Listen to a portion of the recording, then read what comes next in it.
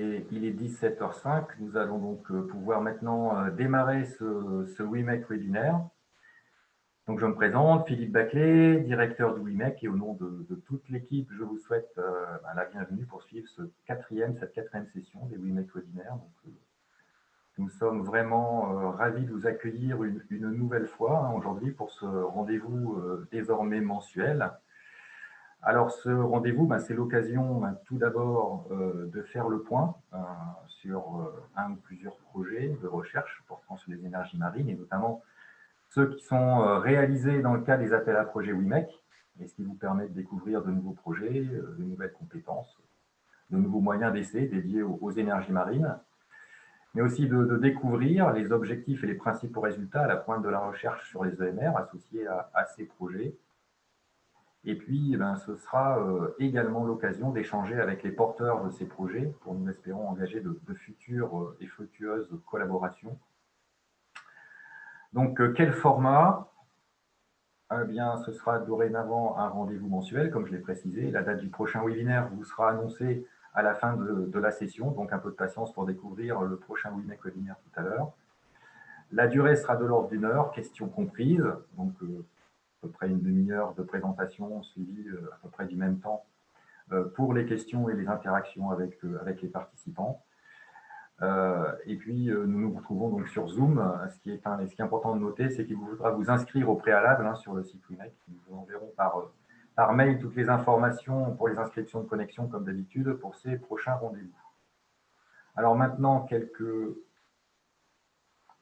indications sur le déroulé de ce webinaire. Donc, bien sûr, votre caméra et votre micro sont coupés. Donc, pour poser vos questions, vous pouvez utiliser le bouton Q et R en bas de votre écran, ou quelquefois en haut, ça dépend des configurations. Nous essaierons évidemment d'en traiter un maximum pendant la session de discussion avec les porteurs du projet. Et enfin, nous vous signalons que ce webinaire est enregistré afin d'être diffusé après sa réalisation sur la chaîne YouTube du WIMEC, où vous pourrez retrouver d'ailleurs les vidéos des 3 premiers webinaires de la série. Donc, aujourd'hui, nous allons vous présenter le projet EMA, opéré par l'Université de Nantes et plus spécifiquement son laboratoire d'économie et de management, le LEMNA, en collaboration avec le laboratoire Léa de Centrale Nantes et avec le CIDELA, le syndicat départemental d'énergie de Loire-Atlantique, qui est un acteur public référent des énergies au service des collectivités locales. Et donc, le projet EMA a permis de développer un simulateur, qui n'aura plus de secret pour vous après cette présentation, qui permet d'évaluer la stabilité du réseau électrique français en fonction d'un nombre toujours croissant d'énergies renouvelables qui sont déployées, et notamment en intégrant de l'éolien offshore. Donc, conformément aux prévisions de la programmation pluriannuelle de l'énergie, la PPE française, et en prenant en compte des régimes de vent différenciés sur les 3 façades maritimes françaises, la Manche-Mer du Nord, l'Atlantique et la Méditerranée. Donc, sans plus tarder, je vais laisser la parole au tandem. Ce sera une présentation à 2 voix aujourd'hui. Donc, au tandem, Rodica Loisel et James Pinder qui vont se présenter et présenter leurs travaux donc à 2 voix aujourd'hui. Donc, juste le temps pour eux de caler leur présentation. Je vous passe la parole. C'est à vous. Merci Philippe, merci, bonjour à tous. Merci Philippe pour cette introduction. Donc, rapidement, je suis Rodica Loisel, je suis enseignante en économie de l'énergie à l'Université de Nantes et chercheuse au LEMNA, où je travaille sur les modèles d'évaluation des nouvelles technologies, des ENR et du stockage, et sur les formes contractuelles de rémunération de la flexibilité, surtout du nucléaire face aux intermittentes. Je vais laisser James se présenter et ensuite je prends la main. Oui, bonjour à tous. Alors, merci au WIMEC tout d'abord. Donc, je m'appelle James Pinder et je suis l'assistant recherche du projet EMA. Merci bien. Donc, je vais donner juste le cadre général. Si on peut avoir la première diapo. Donc, EMA, c'est pour les formes contractuelles de vente d'énergie éolienne sur le marché. Donc, ça, c'est le projet global qui se proposait d'évaluer l'énergie éolienne sous des formes nouvelles de contractualisation. Mais avant tout, on s'est posé la question quel est le volume qui va être vendu sur le marché, ou à l'opposé, quel peut être le risque d'effacer un volume quelconque sur le marché à horizon 2030-2050. Donc, ce webinaire On va rester sur la première diapo si on peut. Donc, c'est pour expliquer le titre, parce qu'en fin de compte, ce n'est pas sur les ententes bilatérales dont je parlais, c'est plutôt sur le fonctionnement du système électrique avec la proposition d'un outil de scénarisation du mix électrique. Donc, les partenaires, hein, je tiens à les rappeler à nouveau parce qu'on les a eus à côté de nous depuis le début. Donc, ce sont nos collègues d'ULEA, Aurélien Babarit et Jean-Christophe Giotto. Et on a été aussi accompagnés par Sidela et je remercie particulièrement François Oran. Donc, je ne sais pas s'il est avec nous. En tout cas, il nous a fait part de sa vision sur le mix électrique et il nous a partagé son expertise sur l'effacement, le stockage. Donc, voilà, qui est mieux que le terrain pour témoigner de ces phénomènes. Donc, merci également à WIMEC qui nous accompagnait et financièrement et aussi avec son expertise. On passe au plan, donc à la diapo suivante pour donner quelques éléments de contexte toujours sur ce projet. Donc, l'analyse porte sur l'économie, naturellement, l'économie de l'éolien offshore. Et si on doit faire simple, c'est une question de prix et de quantité. Donc, dans un premier temps, on s'intéresse à la quantité, donc au volume, et on part des capacités à installer. C'est l'étape 1.1, donc c'est la planification ou la scénarisation. Dans une deuxième partie, 1.2, on passe de l'installation au fonctionnement. Donc pour un économiste, c'est plutôt l'appel sur le marché, la vente des volumes, de l'offre, donc qui est tirée par la demande. Donc dans cette partie 1.2, on va détailler la place de l'éolien sur le marché. Ensuite, on a besoin d'une simulation du marché qui doit être la plus réaliste possible.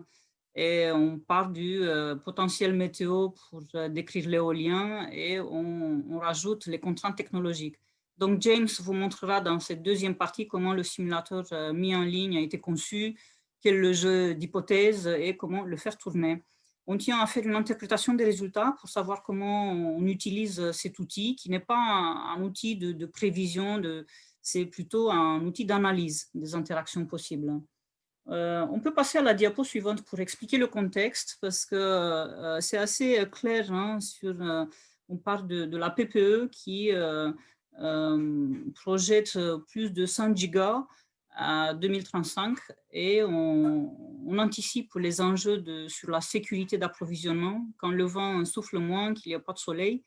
Et au contraire, il peut y avoir un enjeu d'effacement d'une partie de la charge en cas de surplus de production.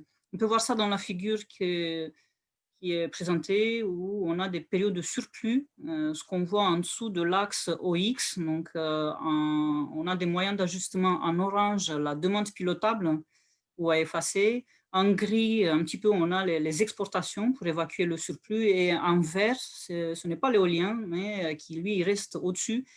C'est le stockage par batterie et le vecteur Power-to-X. Donc, notre projet propose de faire à peu près le même empilement pour essayer de comprendre les interactions et de calculer l'effet cumulé, mais sur l'année, parce qu'ici, c'est la représentation sur une journée. Ce qui nous mène au livrable. Donc, je vous invite à regarder la partie du gauche en bas. Pour les livrables, qui sont notamment donc, le besoin de désagréger finement le potentiel éolien offshore par régime de vent. Ensuite, on propose un modèle de dispatching, des hypothèses de fonctionnement du marché d'électricité. Et ensuite, on propose un ordre d'effacement des centrales à long terme, selon qu'on vise le onshore en premier ou si on veut plus centraliser donc le offshore, donc sans certitude. Hein. Pour l'instant, il n'y a pas de cadre réglementaire qui s'applique à l'effacement à 2050. Donc, le but, c'est d'anticiper. Est-ce qu'on peut passer à la diapo suivante, toujours dans ce contexte de scénarisation, parce qu'on a plein de scénarios, on ne sait pas lequel choisir. Et donc, on a passé en revue quelques scénarios existants. Donc, on constate qu'il y a une variété d'organismes, d'agences qui modélisent le système électrique. On a quelques exemples ici, que ce soit ADEME, l'Alliance de l'énergie Ancre, qui font tous des modèles différents. Et ils diffèrent du point de vue des hypothèses, d'algorithmes, de fonctions objectives, de désagrégation spatiale, temporelle, des contraintes. Mais la référence la plus souvent utilisée, ce sont les projections de RTE, qui lui, il publie des bilans de court terme pour l'équilibre annuel ou de long terme pour le besoin en investissement. Ce sont des bilans assez fournis, assez épais, qui demandent une certaine expertise pour décortiquer les hypothèses sur la trajectoire de la demande, du stockage, des exports-imports. Et même si on réduit l'univers de scénarios possibles, on a du mal à conclure sur le besoin du système en ajustement à 2035. Sur la diapo suivante, on se demande comment, merci James, on mesure la flexibilité. Et donc là, je vous invite à regarder la diapo plutôt le bas pour voir comment se présentent les scénarios de RTE. Donc d'un côté, on a le parc installé à gauche et d'un autre, la production, la demande à droite. Donc c'est assez agrégé sur l'année. Comment justement on peut voir en gauche à bas la capacité d'effacement, surtout industrielle en France actuellement, agrégée sur l'année. Mais là encore, pour l'économiste, ce qui compte, c'est l'usage de cette capacité, les flux effacés qui sont exprimés en mégawatts-heure, donc c'est au pas horaire, et on parle de la flexibilité instantanée. Et même s'il y a cette connotation d'adaptation rapide de la technologie du système, la flexibilité n'est pas si flexible que ça. Ça se prépare avec des contrats, la technologie, ça se prépare, il faut un cadre légal qui soit approprié. Donc, la flexibilité est plutôt rigide parce qu'elle a besoin d'un accord préalable entre les opérateurs comme EDF, avec RTE, avec la CRE. Donc, l'anticiper, c'est l'objectif de ce projet, anticiper la flexibilité. Est-ce qu'on peut passer à la suivante, justement pour montrer comment le marché fonctionne, comment l'opérateur éolien il est appelé sur le marché, et c'est une fonction des contraintes d'opération et de son coût marginal d'opération qui est le coût de l'input. C'est la logique de présence économique. Peut-être que vous êtes familiarisé déjà avec ça. La deuxième problématique qui n'est pas en fait abordée par ce projet, c'est que le marché spot n'assure pas nécessairement la couverture des coûts et le reste doit être récupéré sur d'autres marchés, que ce soit le marché des capacités ou des marchés des segments régulés comme le tarif d'achat garanti.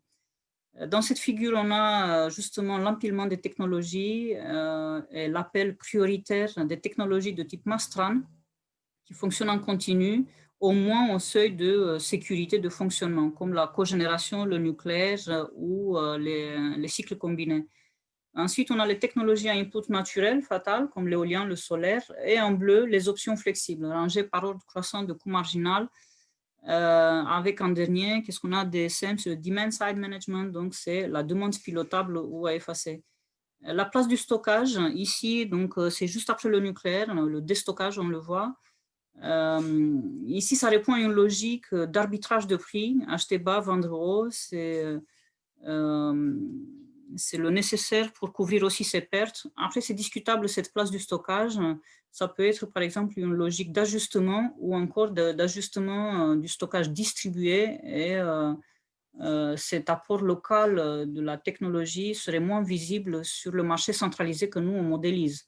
Donc, James, il montrera bien l'hypothèse sur le stockage dans le modèle. Et par ailleurs, je lui laisse donc la parole pour la partie simulation et je reviens pour les conclusions et les perspectives. Merci bien. Je vous laisse la parole, James.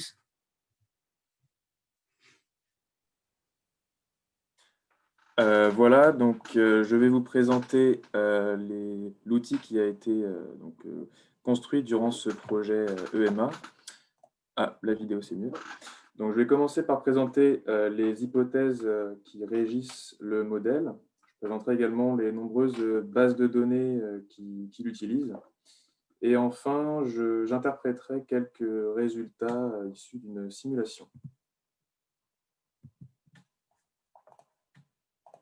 Alors, c'est bon. Donc, l'évolution du bouquet de production électrique français et le développement soutenu des énergies renouvelables soulèvent de nombreuses interrogations quant à la stabilité du système électrique français.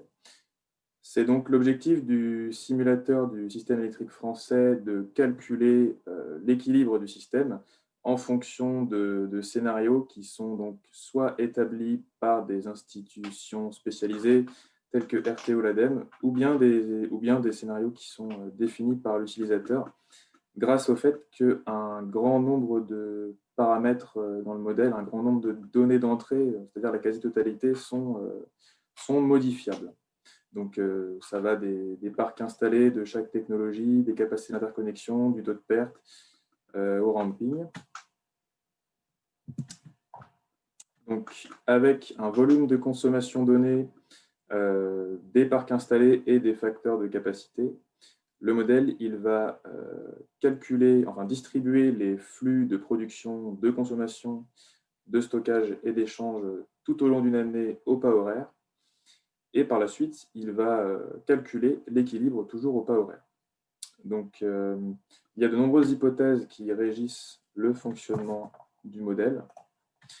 La première d'entre elles, c'est l'utilisation de coefficients donc, pour la consommation et la production des énergies renouvelables, ainsi que la production de cogénération gaz. Leurs flux donc, de consommation et de production sont distribués en fonction de coefficients. Alors, ces coefficients, ils sont calculés à partir de bases de données de RTE qui sont en libre accès. Ces coefficients, alors, pour les productions, ils s'apparentent légèrement à des facteurs de capacité horaire ou des coefficients de productivité. Et pour la consommation, ils s'apparentent à des coefficients de consommation. Donc, à titre d'exemple, avec une consommation annuelle donnée de X TWh, le modèle il va distribuer ce volume de consommation tout au long de l'année, donc sur les 8760 heures d'une année non bissextile, en fonction de ces fameux coefficients. Concernant l'éolien marin, donc des coefficients sont également utilisés afin de distribuer les flux de production, mais ces coefficients ne proviennent pas de RTE, ils proviennent d'un site internet nommé renewables.ninja, qui est un site internet, donc pareil, qui fournit des données en libre accès, qui donc, à partir de bases de données météorologiques et d'un emplacement précis sur une carte, fournit des coefficients de production théoriques pour les différentes énergies renouvelables, donc en l'occurrence pour l'éolien marin ici, ce qui permet pour le modèle de dispatcher la technologie éolien marin en 10 zones. Donc, pour 7 d'entre elles, ces zones correspondent à des emplacements de parcs qui sont en projet. Donc, on a Dunkerque, Tréport, Fécamp, Courseulles-sur-Mer, Saint-Brieuc, Saint-Nazaire et Noirmoutier. Pour les 3 zones restantes, les emplacements ont été choisis de manière un petit peu arbitraire, donc elles correspondent aux zones potentielles de 80 000 MW qu'on peut voir sur la carte à l'écran. Donc, il y en a une au large de la Gironde, une au large de la Charente-Maritime et une au large de l'Hérault. Alors, ces coefficients, ils sont calculés en fonction d'une année de référence. Donc, ça veut dire que selon l'année de référence choisie, ces coefficients sont différents. Malgré tout, après de nombreux tests, il apparaît que le choix d'une année de référence, donc le choix de coefficients, n'a pas d'impact significatif sur les résultats. Alors, cette méthode des coefficients ne peut pas s'appliquer aux technologies de production pilotable, donc c'est aux technologies non intermittentes que sont par exemple le nucléaire et le thermique, hormis cogénération gaz. Donc, pour ces technologies qui sont en partie modulables par l'opérateur système ou par le producteur, ces technologies ajustent leur production en fonction de la demande, en l'occurrence ici, en fonction de la demande restante à satisfaire, c'est-à-dire de l'équation consommation moins production des ENR. Donc, comme l'a présenté Madame Loisel dans sa dernière diapositive, ces technologies entrent sur le marché en fonction de la préséance économique, donc elles sont appelées par coût marginal croissant. Alors, dans le modèle, les steps et les échanges sont positionnés en dernier dans une logique de sécurité pour le réseau. Le modèle utilise également des hypothèses complémentaires. C'est notamment le cas du ramping, donc qui permet de limiter les variations interhoraires qui seraient trop importantes. Ce ramping, il s'exprime en pourcentage de capacité installée pour chaque technologie et pour les échanges. Alors, il est fixé par défaut dans les scénarios, dans chaque scénario en fonction des observations des données de RTE sur le système électrique français de 2012 à 2018. Il y a également d'autres contraintes qui sont intégrées au modèle, donc, qui permettent de reproduire la cinétique des technologies pilotables, comme on peut le voir par exemple à l'écran, une courbe de puissance produite par un réacteur nucléaire. On voit que c'est un fonctionnement par pas, c'est-à-dire que lorsqu'une forte variation horaire subvient, eh bien, la production est quelque peu stagnante durant les 4 ou 5 ou 6 prochaines heures. Donc le modèle intègre ce genre de contraintes pour les technologies thermiques et pour le nucléaire. Donc voici un exemple de résultat. Alors ici, c'est le scénario ADEME pour 2050 à 90% de renouvelables qui a été simulé, donc un scénario plutôt extrême. Donc sur le tableau de gauche, le volume annuel des déséquilibres apparaît. Donc on voit qu'ils sont vraiment assez importants en l'occurrence pour ce scénario extrême, je vous l'accorde. Et sur la partie inférieure du tableau, l'effacement potentiel pour les 3 principales énergies renouvelables sont chiffrés selon un ordre qui est défini au préalable par l'utilisateur. Donc, en l'occurrence, ici, l'ordre choisi, c'est au prorata de la production, mais il est également possible de choisir un ordre strict, de décider, par exemple, d'effacer en premier lieu le solaire, puis l'éolien terrestre, puis l'éolien marin. Sur le graphique de droite, donc celui-ci présente les déséquilibres horaires et il permet d'identifier s'il y a des pics de déséquilibre, de quantifier un petit peu les pics de déséquilibre qui peuvent subvenir ou pas selon le scénario choisi. Donc ici, en l'occurrence, les pics sont relativement importants. Les valeurs négatives sont donc les excès d'offres qui dépassent régulièrement les 25 gigawattheures. Et donc les valeurs positives sont des pénuries d'offres, des manques d'offres, qui dépassent également les 15 TWh de manière régulière. Donc c'est là tout l'intérêt du modèle, c'est à travers ces résultats qu'il permet d'analyser les besoins, donc déjà les déséquilibres, et surtout d'identifier quels sont les besoins du système électrique français de demain. Pourquoi pas également essayer de visualiser quels sont les débouchés pour les batteries, ou alors quels sont les besoins en termes de capacité d'interconnexion ou de pilotage de la demande. Donc si on reprend toujours ce scénario de l'ADEME à 2050, le modèle permet l'intégration d'un parc de batteries. Donc c'est un parc de batteries lithium-ion, de type lithium-ion qui est modélisé de manière très simple. Ici, un parc de batteries de 25 gigawatts réduirait le déséquilibre de 2,5 TWh en excès et en manque. Donc ça veut dire 5 TWh au total. Donc c'est relativement intéressant. Alors, des tests de sensibilité également ont été effectués pour apprécier la qualité du modèle. Donc, il consiste en la simulation des années antérieures, c'est-à-dire des années passées pour lesquelles on dispose de données et de résultats, et on va comparer donc les résultats du simulateur à ceux des années passées. Et les résultats étaient très bons puisque que ce soit en termes de déséquilibre qui était quasiment inexistant ou de volume de production pour chaque technologie et d'échange, le modèle reproduisait de manière relativement correcte ce qui s'est réellement passé. Mais bon, ce n'est pas non plus une surprise puisque celui-ci et ses hypothèses sont construites en fonction justement de ces mêmes années de référence.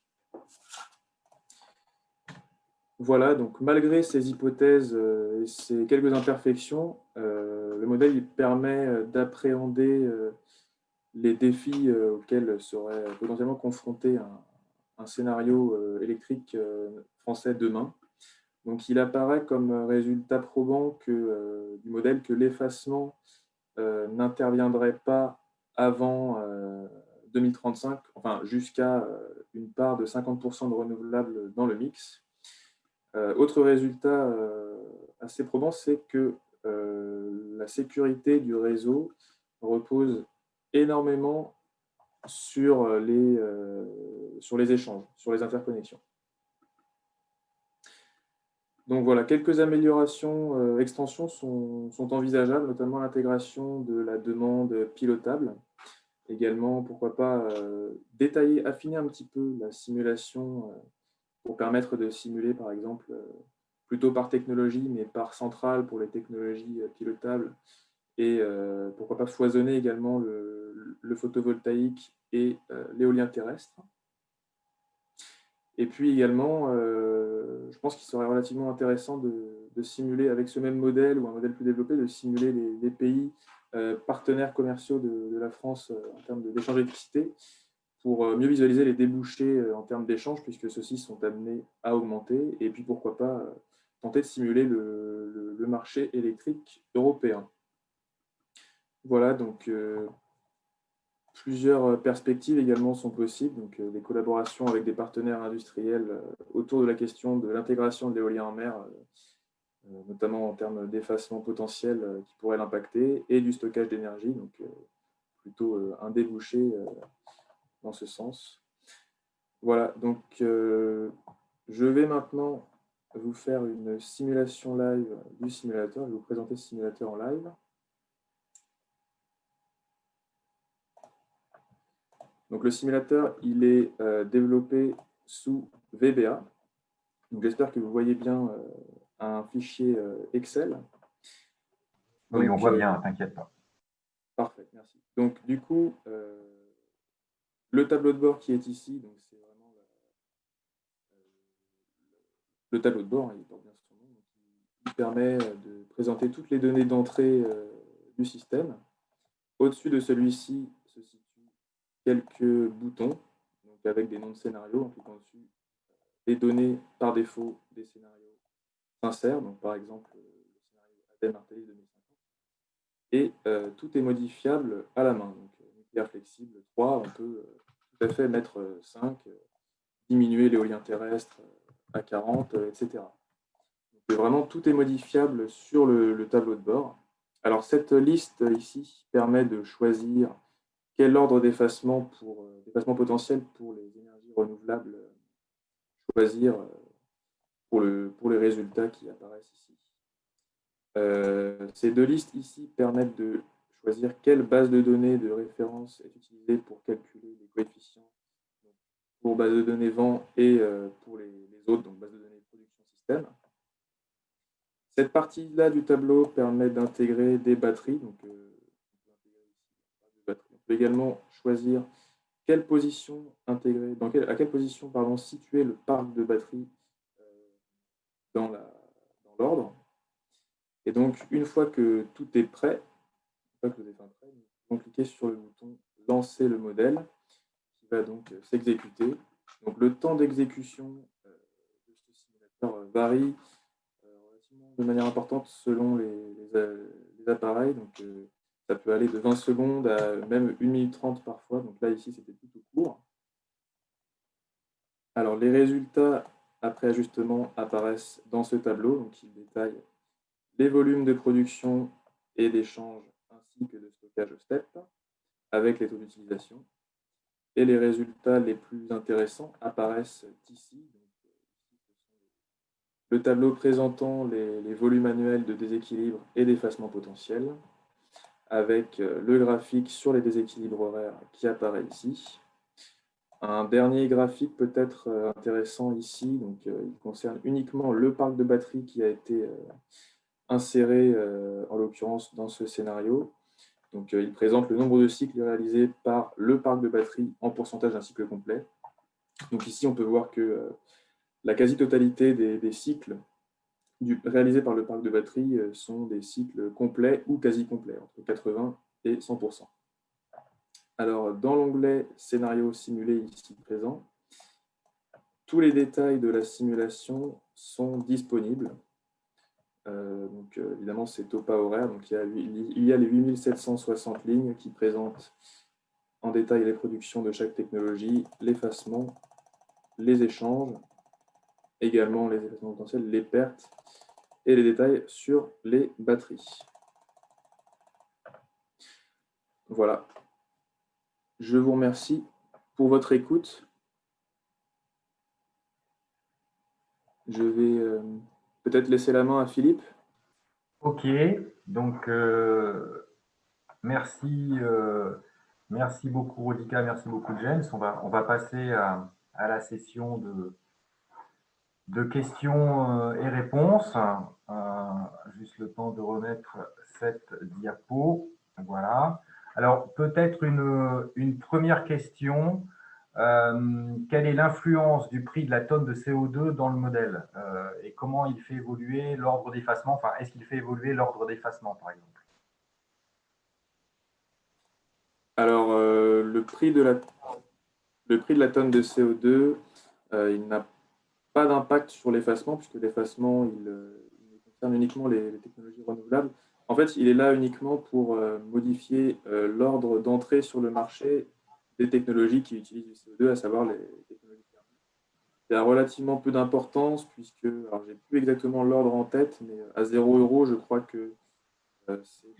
Si je peux me permettre, parce qu'il y a une hypothèse forte qui est il n'y a plus de charbon dans la plupart des scénarios, parce qu'on a fait l'ordre avec 108 € la tonne. Donc, c'est plutôt ça dans RTE Ampère 2035, c'est le prix de la tonne en 2035, ce qui donnait l'empilement des technologies. La conséquence directe, c'est que le charbon, il passe après le gaz. Vu le prix faible de l'input, c'est que la tonne du CO2 qui va le déclasser. Sauf qu'à 2035-2050, on n'a plus de charbon. Donc ça aurait été la conséquence. Mais après, comme il dit James, pas d'impact sur l'effacement parce que ça n'a pas d'impact, surtout qu'on prend la tonne CO2 sur l'émission CO2 et ce n'est pas sur le cycle de vie. Donc, on ne fait pas un bilan carbone complet, donc on ne fait que sur les émissions CO2. Ok, merci. Une autre question, quelles seraient les conséquences d'un déséquilibre, donc positif ou négatif, hein, pour le réseau, blackout, blackout régional, blackout national, enfin, quelles seraient les conséquences? Donc, je me permets, je ne sais pas si James, vous voulez peut-être compléter par la suite, mais on n'est quand même pas dans un cas de blackout. Je pense que ça se prépare, comme je disais, pour toute flexibilité. C'est pour ça que les exercices sont faits avant. C'est soit de la demande pilotable, soit de l'effacement de l'offre. Je pense que ça gêne moins, mais c'est plutôt la menace effectivement d'un blackout. Là, je pense que on est loin de ce cas. C'est un pilotage qui est anticipé.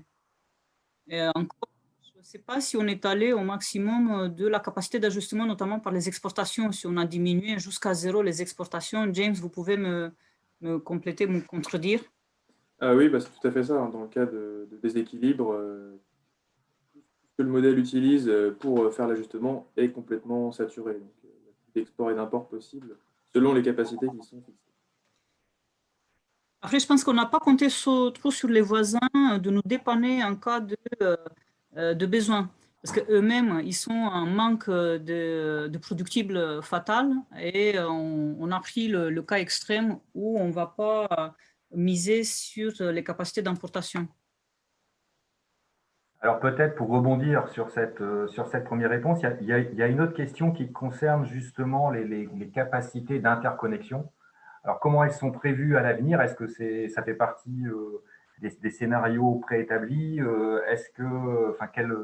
Qu'est-ce que ça suit comme prévision? Est-ce que ça suit des déploiements de scénarios français, européens? Voilà, quelles sont les données qui sont intégrées au modèle? C'est justement RTE qui est suivi à la lettre. Donc, je pense que ce sont les bilans RTE qui sont suivis par la PPE et les plans d'investissement des politiques. Et les hypothèses de James vont donc jusqu'au maximum de ces hypothèses, complétées par ailleurs avec les hypothèses qui sont adoptées par d'autres modèles. Je pense que pour les exportations, les 33 gigawatts, c'est assez réaliste, et les 27 pour les importations en 2050. Donc, je ne sais pas si, James, vous avez des hypothèses plus optimistes, mais moi, je pense que celles que vous avez sont assez réalistes. Je ne sais pas si dans vos lectures, vous avez eu quelque chose de plus qui va au-delà de ça. Bah non, malheureusement, les prévisions sur les capacités d'interconnexion s'arrêtent en 2035. Donc, pour 2050, j'ai pris les prévisions les prévisions d'augmentation des interconnexions qui étaient prévues pour 2035, mais en trajectoire très très haute. qu'il y avait plusieurs trajectoires d'évolution des capacités d'interconnexion. Donc, pour les scénarios on était large. 2030, ce sont les trajectoires moyennes qui sont insérées par défaut dans le simulateur.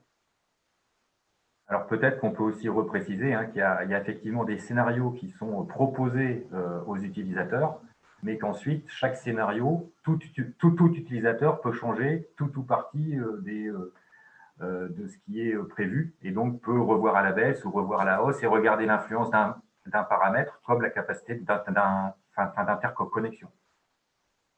Tout à fait. Voilà. Après, il faut quand même rester réaliste sur ces hypothèses. C'est ça qui me plaît dans les scénarios prédéfinis, parce que ça donne une idée des hypothèses de chacun et il peut les mettre dans le contexte, que ce soit un peu plus accompagnement politique comme c'est ADEME ou un peu plus dans l'accompagnement de la PPE comme RTE. Ok. Vous avez parlé de différents types de moyens de stockage tout à l'heure. Donc, on a vu passer batterie, hydrogène, air comprimé. Comment le modèle prendrait-il en compte les différences entre ces moyens de stockage? Enfin, qu'est-ce qui serait paramétré pour prendre en compte les différentes caractéristiques de ces moyens de stockage? Eh bien, par exemple, donc là, en l'occurrence, le modèle il simule uniquement des batteries qui s'apparentent à des batteries lithium-ion. Comme contrainte dessus, il peut y avoir des contraintes de ramping, par exemple, donc, pour limiter les variations interhoraires. En fait, un petit peu comme pour le thermique et le nucléaire, c'est peut-être la charge ou la décharge en fonction de certaines caractéristiques techniques. Ça, c'est relativement facile à intégrer au modèle. Ce qui est un peu le défaut de ce modèle, c'est que c'est assez agrégé. Pour le stockage, c'est au pas horaire. On a besoin d'un ajustement infrahoraire, ça ne se voit pas. Et la vitesse d'ajustement, la batterie ne peut pas être pleinement valorisée. Par contre, la différence est non seulement en termes d'efficacité, parce que c'est plus efficace avec une batterie qu'avec un stockage par pompage hydraulique. Et par ailleurs, l'air comprimé, on ne l'a pas encore fait, enfin, on ne l'a pas fait. Mais par contre, ça se voit dans le nombre de cycles, parce que c'est illimité pour le stockage par pompage, oui, ce serait aussi limité pour l'air comprimé, et il y a une fatigue accélérée pour les batteries. Et ça se voit, mais là encore, comme il n'y a que le segment marché spot, c'est-à-dire il n'y a pas l'ajustement infrahoraire ou les réserves, on n'arrive pas à bien valoriser les services système des batteries. Et cette fatigue serait due juste à l'ajustement de la fréquence. Donc là encore, c'est un déséquilibre qui est que sur la fréquence. On ne voit pas les oscillations pour le voltage. Et je pense que le marché il va être un peu divisé entre ces services quand on parle des batteries. L'usage des batteries en général, c'est assez discutable si ça va être un support à la distribution ou au transport. En ce qui concerne le transport, c'est ce qu'on fait ici. Ça va être donc une modélisation sous forme d'efficacité et fatigue. Ok, alors peut-être une question connexe pour rester dans le domaine des batteries avant de passer sur un autre sujet. Le nombre de cycles de batterie qui a été présenté, c'est pour une année? Oui, tout à fait. Enfin, c'est les 4000, c'est... vous avez pris 4000, c'est ça? Je crois que c'était 200 cycles qu'on a vu passer tout à l'heure sur la courbe de mémoire. En fait, ça se voit sur le simulateur, excusez-moi, parce que ça se voit, on donne par exemple un résultat qui est 200 cycles sur les 4000. Donc, 4000, c'était sur la vie technique. Comment l'opérateur il va distribuer cette fatigue, c'est une autre question. Comment il va faire la gestion de la vie technique, s'il veut les épuiser vite ou pas. Nous, on a mis une limite de 4000 pour donner une idée du budget total des cycles. Ok, vous avez montré tout à l'heure qu'en mettant des batteries, on pouvait réduire pour partie les fluctuations du modèle ADEME à très forte pénétration de MR. Est-ce qu'on a une idée, est-ce qu'on a fait tourner le modèle pour savoir combien il faudrait de batteries pour compenser totalement ces fluctuations? Alors, ouais, j'ai essayé du coup de simuler, alors évidemment, quelque chose d'irréaliste, un parc de batteries avec des centaines de gigawatts. Et donc, il est, bon, à partir d'un scénario évidemment ultra irréaliste et très extrême, il est possible de supprimer tous les déséquilibres. Mais au fur et à mesure qu'on rajoute des gigawatts au parc de batterie, la baisse des déséquilibres diminue. Donc, l'impact est forcément… Je pense que ça va être un mix, hein, que ça va être les Power to X, l'hydrogène, les batteries. Je pense que c'est irréaliste d'absorber tout par des batteries. C'est pour ça qu'on a mis juste comme possibilité un parc de batteries, mais on ne vise pas l'absorption de tout ce surplus par l'installation des batteries.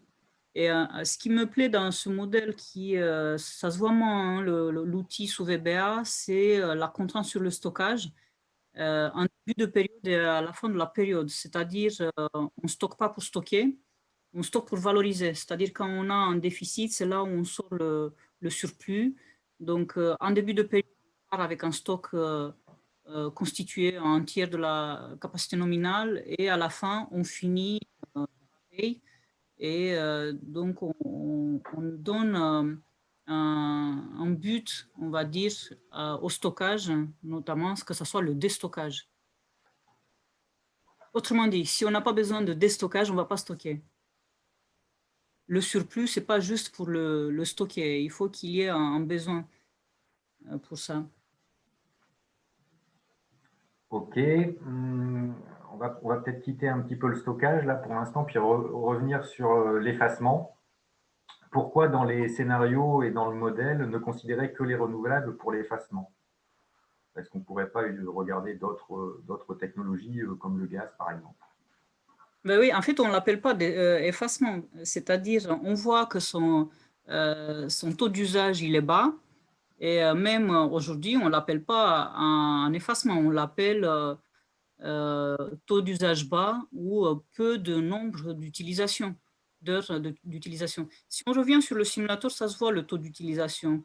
Et effectivement, à tort, on ne l'appelle pas effacement. On appelle effacement seulement ce qui est de nature fatale. Après, je ne sais pas si c'est une appellation consacrée, mais en tout cas, pour les conventionnels, on n'utilise pas ce taux d'effacement.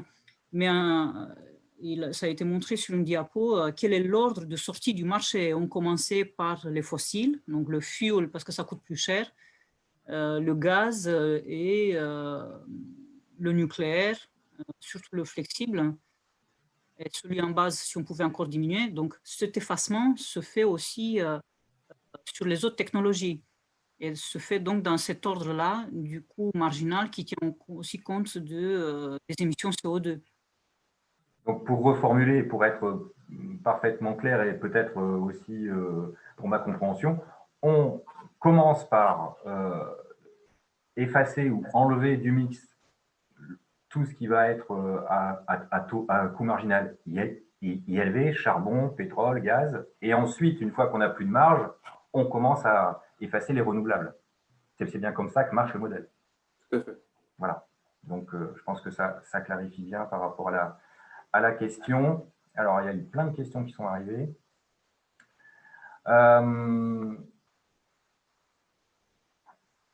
Est-ce que votre simulateur considère l'indisponibilité des moyens pour la variation intrinsèque aux ENR? Voilà, en plus. La question, donc, on n'utilise pas pour l'ajustement, par exemple, la cogénération. Je ne sais pas si ça répond comme ça, mais la cogénération répond à une logique de la demande de chauffage et l'électricité, c'est un coproduit. Donc, on n'augmente pas la production d'électricité en sachant que ça, c'est plutôt une augmentation de la demande de chauffage qui amène la hausse de la production d'électricité. Les moyens inflexibles sont aussi utilisés à la hausse, à la baisse, mais avec les contraintes de ramping qui ont été montrées par James et aussi par le temps d'attente. Donc, une fois la flexibilité assurée, il faut rester 4 heures, 6 heures pour cet effet plateau qui a été montré pour le nucléaire. Mais je ne sais pas si la question, c'était dans ce sens. Je pense que la question, elle était plutôt sur, sur l'indisponibilité des moyens en fonction de leur maintenance, de leur comment c'est pris en compte. par exemple, dans le simulateur. Je sais qu'il y a des choses qui ont été faites, notamment côté du nucléaire, par exemple. Ben oui, ça c'est fait. En fait, quand on met à la main le taux d'usage, on ne peut pas mettre 100% pour le nucléaire. On sait qu'au moins un mois, c'est dédié à la campagne d'alimentation en uranium ou à la maintenance.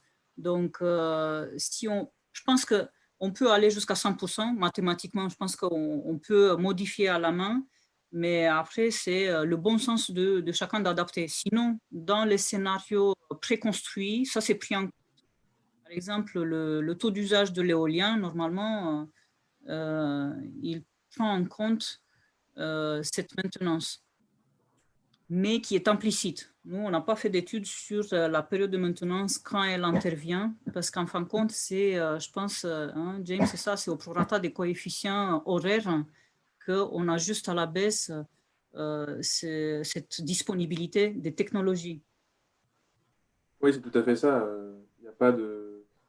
La maintenance ou l'indisponibilité n'est pas du tout intégrée explicitement dans le modèle, mais elle se reflète dans le taux d'utilisation moyen. Il est agrégé dans la production.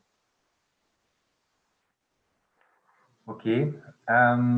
Peut-être une question sur l'éolien terrestre maintenant. Pouvez-vous expliquer en quoi le simulateur est limité du côté foisonnement de l'éolien terrestre et comment est-ce considéré à l'heure actuelle dans le modèle? Alors, il est limité puisqu'en fait, il ne considère pas les différents régimes de vent de la France, à l'inverse de l'éolien marin qui considère les différents régimes de vent. Là, l'éolien terrestre, c'est vraiment... les coefficients, ils sont basés en fonction de la production horaire de toutes les éoliennes en France. Par contre, ça prend en compte le foisonnement actuel, parce que c'est basé sur les données RTE qui, lui, prend en compte le foisonnement. Mais pour le foisonnement futur, à moins qu'on soit que sur du repowering sur les sites actuels, là, on peut partir avec le même profil que sur les données historiques. Et on prend la dernière année pour avoir le foisonnement maximal. Mais sinon, que ce soit pour le photovoltaïque ou l'éolien onshore, effectivement, le foisonnement, c'est celui qui est historique.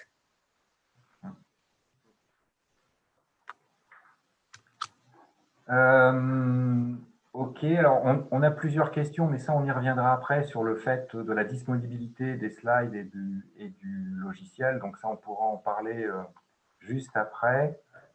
Peut-être une question sur l'utilisation des excès de production. Donc l'excès de production qui est simulé, donc suivant les différents scénarios, pourrait être utilisé, par exemple, pour la production de carburants renouvelables. Quels sont les volumes d'énergie potentiellement exploitables simulés pour chaque scénario pour une telle application? Alors, après, honnêtement, on peut faire... Allez-y, James, excusez-moi. Vas-y, oui, allez-y. alors juste sur les volumes, comme je l'avais précisé, avant 2035, il y a très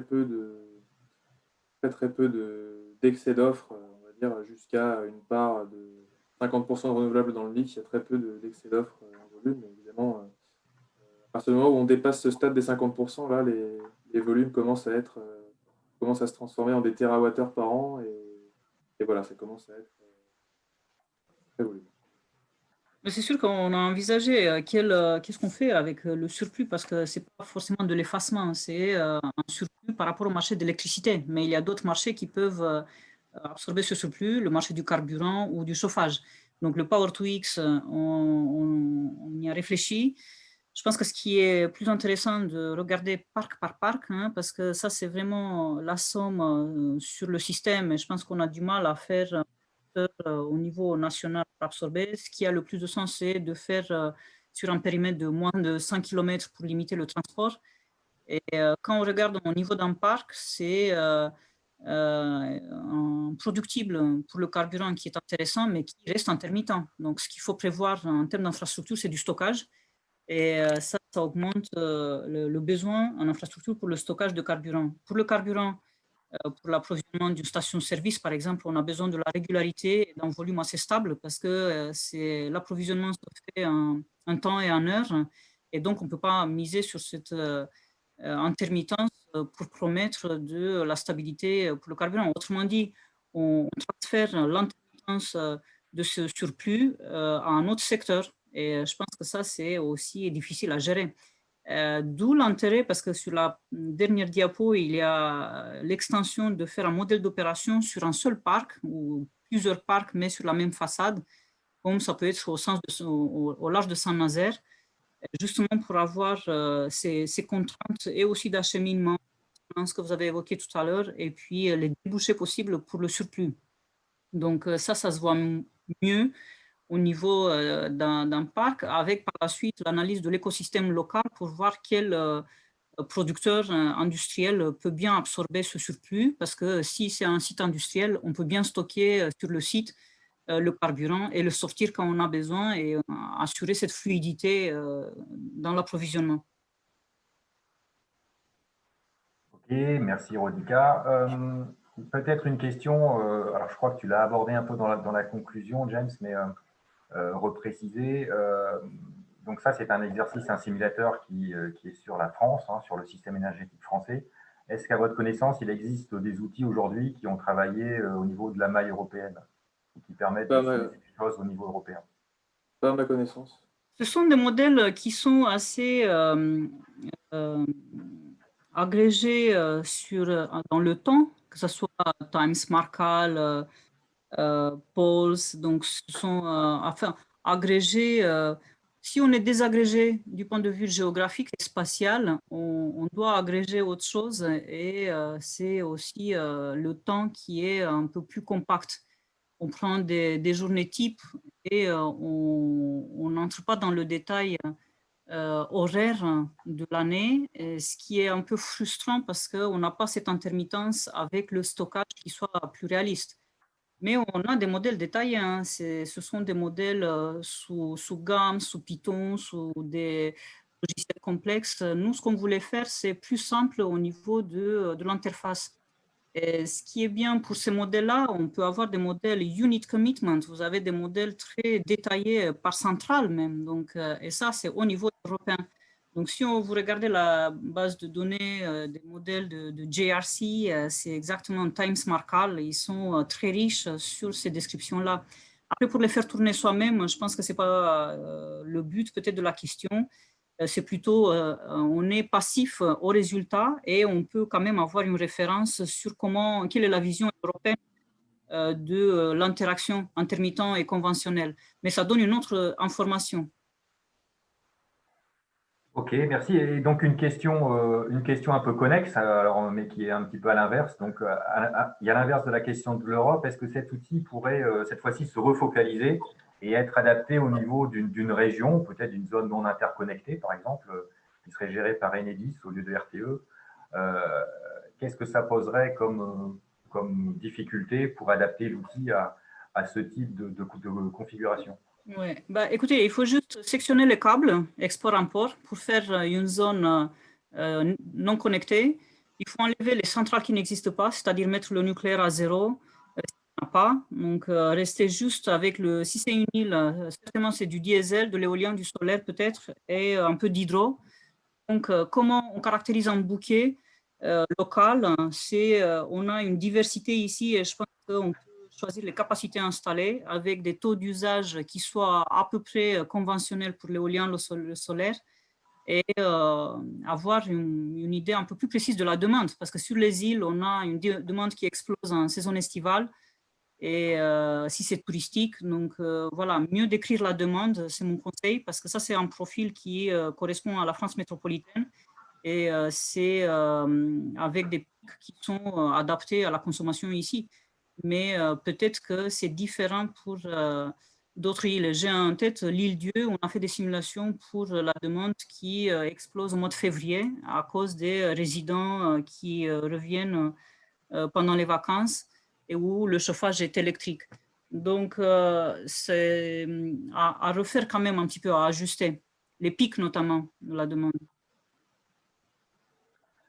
Ok, bah écoutez, je pense qu'on a vu la quasi-totalité des questions, en plus l'heure est tournée, donc on est juste à l'heure, donc c'est très très bien. Donc encore merci Rodica et James pour Merci à vous. Pour Merci à vous. pour les réponses que vous avez pu apporter.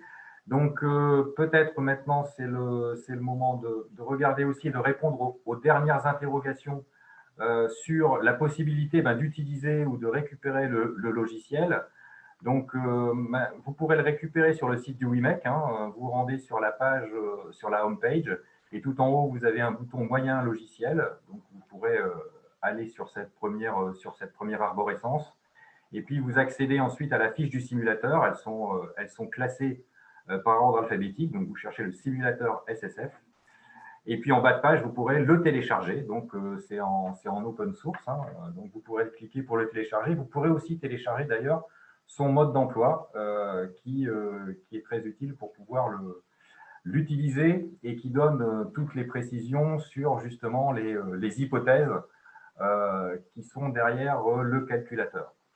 Et puis, il y avait aussi une autre question sur les planches. Elles seront mises aussi en ligne sur le site du WIMEC, dans la synthèse que l'on fera de ce webinaire.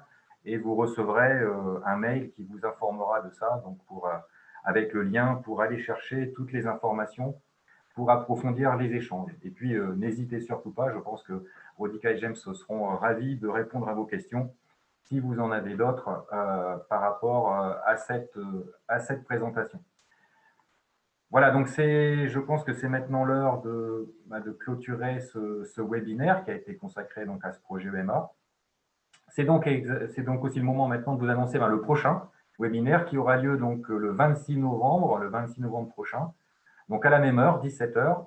Et cette fois-ci, on présentera les enjeux d'un autre projet WIMEC, le projet Howard.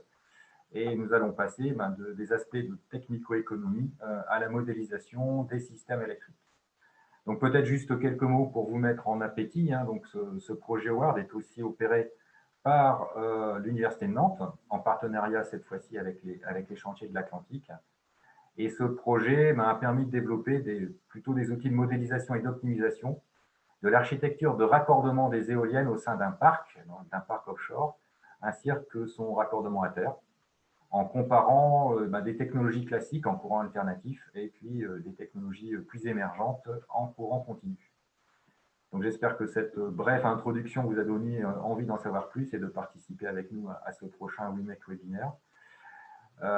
Et vous pouvez d'ailleurs vous inscrire d'ores et déjà en ligne, en passant par exemple par l'agenda sur la homepage du site WIMEC et en sélectionnant le webinaire en date du 26 novembre. Donc, n'hésitez pas à vous inscrire dès maintenant si le sujet vous intéresse. Pour conclure, vous recevrez par mail dans quelques jours un lien vers la synthèse de ce webinaire et la vidéo associée. Donc, n'hésitez pas à partager aussi ces contenus aux personnes qui pourraient être intéressées. Vous pouvez également donc vous abonner à la newsletter de WIMEC pour ne pas manquer nos actualités, et plus largement celles sur les énergies marines et l'éolien offshore. Donc, si vous êtes intéressé, cette fois encore, un rendez-vous sur le site WIMEC. L'inscription se fait en ligne en quelques clics sur la homepage. Et vous pourrez également donc, nous suivre et puis revisionner les différents WIMEC meetings sur notre chaîne YouTube.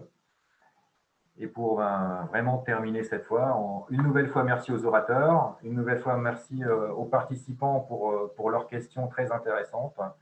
Et donc, rendez-vous le 26 novembre prochain donc pour parler, dans le cas du projet Howard, de raccordement électrique des parcs éoliens offshore. Donc, il me reste à vous souhaiter une bonne fin de journée à tous et à très bientôt.